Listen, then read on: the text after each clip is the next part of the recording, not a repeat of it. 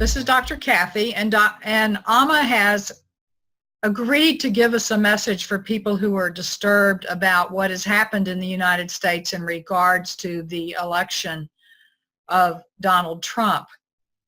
And I want you to know that I have friends, and even those who are involved with Amma's work, who are supporters of, some are supporters of Hillary Clinton, some are supporters of Bernie Sanders, and there are even some supporters of Donald Trump. And those of you who are supporters of Hillary or Bernie may think that Donald is the antithesis of what would come from a spiritual life, but that's not necessarily true. So I think it would be helpful to hear from her about this. So if you would assist me, we are in our lecture room.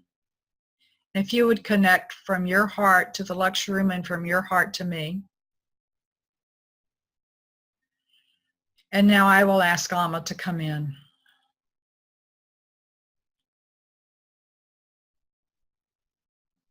My dear ones, it is so wonderful to be here with you. I realize that many of you are feeling such tremendous turmoil right now. So let me put what has happened in perspective.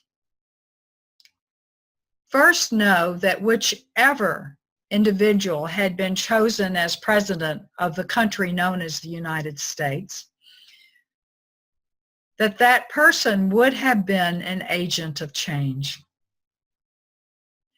If you had elected the female candidate, she would have, not on her standpoint, but it would have raised in the entire country the antipathy towards women in power. Just as your President Obama, by his very being black and very being of being president, raised within the country racism. In other words, it made what was hiding present, which is what has been promised by many different religions and spiritual traditions of what we can call the end times. Now, when I talk about end times, I am not talking about everything erupting. I am talking about the end times of this divisiveness, of the duality. In order for the divisiveness to be released and for unity to come, the dark must be revealed into the light and then released. If you had elected the one that you call Hillary Clinton, you would have elected someone who would continue in the same pattern in regards to work with corporations. She would have, however, gone more into her heart and also worked with women's issues and the relationship with children. She would have been more emotionally connected. And I know that's what many of you were concerned about. Now, those of you who are in fear about the one that you call Donald Trump, know that those who voted for him, for the most part, and I do mean for the most part, did not vote for him because of his racism or because of his misogyny. Although there are women who voted for him because of their deeply held belief that women should not be in a place of power. Most of the people voted for Donald Trump because they felt alienated by the system, and they felt that Hillary Clinton would not be true to the Constitution. Now, isn't it interesting that when you look at this as sides, that both sides have a fear that the other will not be true to the Constitution? Yes, the fears that Donald Trump will bring up misogyny and racism are true. They are valid. And that will happen. You are seeing some of it. You have a choice. You may buy into that fear if you wish, or you can buy into love. Now, this one that I speak through, she has been making many posts up on Facebook trying to bring balance and have people see other people's points of view. And I was telling her before this session started, she must be doing a good job because people from both sides get upset with her. How's that? There is a mistaken belief that when you stay in a place of love, when you send love to someone who seems to be in not a place of love, that is doing nothing. Love is the most powerful force. It is the creative force. It is what creation was made from. Does being in a place of love mean that there will be no violence? No, it does not mean that. Think of those that you have known through history who have been in a place of love. Let's think of those in the modern era. So Mahatma Gandhi, he was in a place of love and stayed committed to nonviolence, yet he died violently. The world saw, for those of you who were alive at that time, the world saw violence perpetrated upon him and his followers, even though he was in love. It was violence produced by the other side. Think of Martin Luther King in the United States. He was another believer in nonviolence, and yet he died violently. He believed in peaceful marches, and yet great violence was perpetrated upon those who followed his path. Yes, there is the possibility of great violence. However, when you are in a place of love, you use your heart to progress in giving your truth nonviolently. In other words, you won't automatically assume that someone is going to be violent. Be aware of it. Know that it is a possibility and know how you will respond in those ways. You may be called from within yourself. You personally may be called and may be motivated to march. This one certainly has in the past.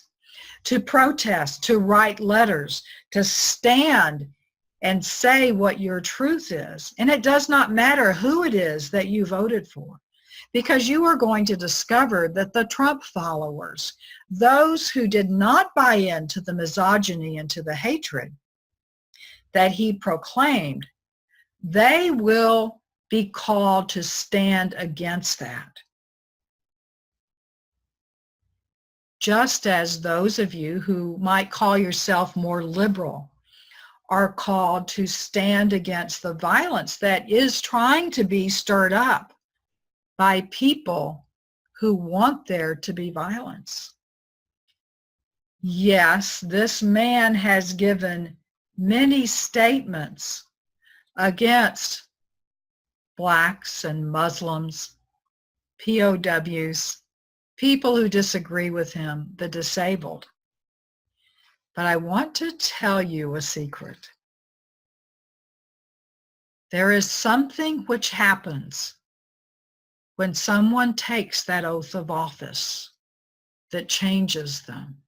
I'm not saying it will eliminate everything within him, because look at very flawed presidents, correct? No matter which side they were from. But something changes. Those of you who follow Abraham may have heard Abraham talk about how Abraham Lincoln was a horrible choice But when he walked across that stage and took that oath of office, he allowed himself to be changed and became one of the greatest presidents of the United States. And what happened? Was there not tremendous violence in the country because of what he did? Being in your heart does not mean there will not be violence. Being in your heart means that you do not facilitate violence, that you take actions that you feel motivated to do in order to proclaim and stand within your truth. Being your heart does not mean that you will not protect those you love. If somebody is coming at those you love with fists or gun or knives or sticks, would you run away or would you step in? Those of you who are mothers know the power of a mother's love. Think of your love. You will have opportunities, no matter who it is you voted for, to be able to address the darkness that is being surfaced, that is being revealed. It has always been there, dear ones. You have the opportunity to address that darkness. You have the opportunity to make a choice when you run across discrimination, when you run across one individual who is berating someone for color, gender, race, of taking a stand. That is where love leads. Does that mean that you will be physically safe? No. Martin Luther King was not. Abraham Lincoln was not. Gandhi was not. In fact, you will see a history of people who in your world tried to bring peace who lost their lives. But I want to remind you, they did not lose themselves. They did not lose their heart. They did not lose that essence of who they are as love incarnate. The next 4 years, probably 6 years, will be very tumultuous because the darkness from both liberal and conservative is being brought forth.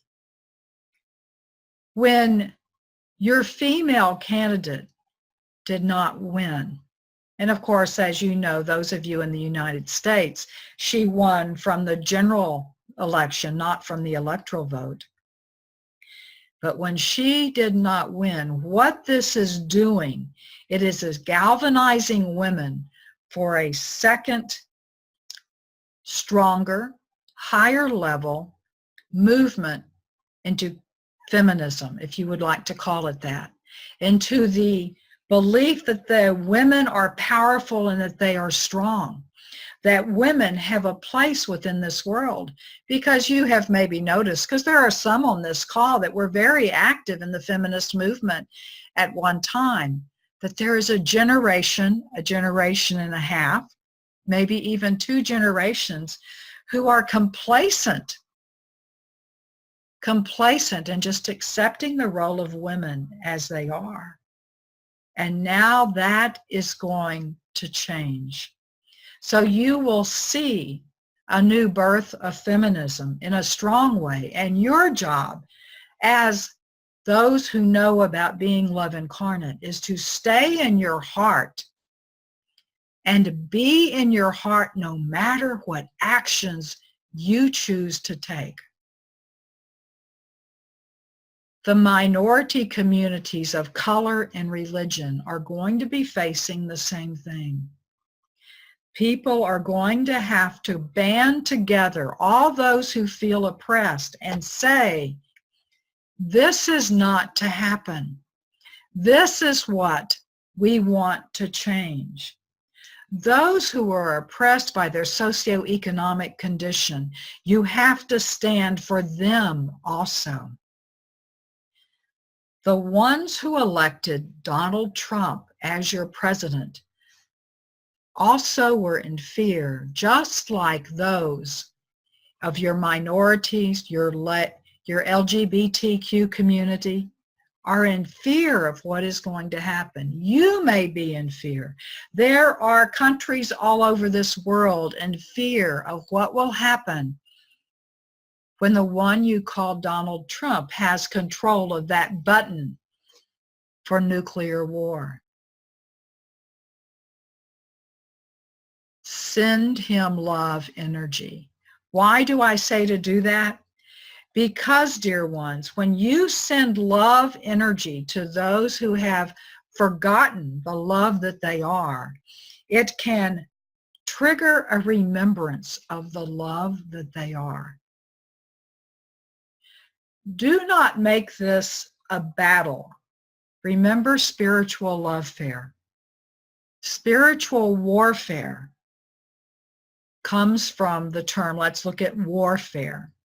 War meaning conflict, fare being journey. Spiritual warfare is a spiritual conflict, a spiritual journey of conflict. Spiritual lovefare is a spiritual journey of love. Stay there within your heart. Proclaim your views. When you hear someone who is berating someone else because they are Muslim or they are black, you just go and you talk to the other person. Sometimes you may not even want to interface with the one who is doing the berating. But be there. Be there in support. When somebody is berating you, stand there in your truth. And it is perfectly fine to tell them to shut up. But find a way to do that from the beingness of your heart. Because remember, when you are in your heart source and you expand your heart source around you and you are holding and being the sword of Michael the Archangel, you have a greater opportunity to transmute the negativity. You have a man that many of you do not support as president because of what he has said in the past. Would you rather him being transmuted by the power of your love, or would you rather his stand be strengthened by your hostility? That is the choice that you face. So I am not saying that love and light is always peace. It is definitely not complacency. Again, if you wish to review history, look what happened with those who did it from their heart, from a place of nonviolence.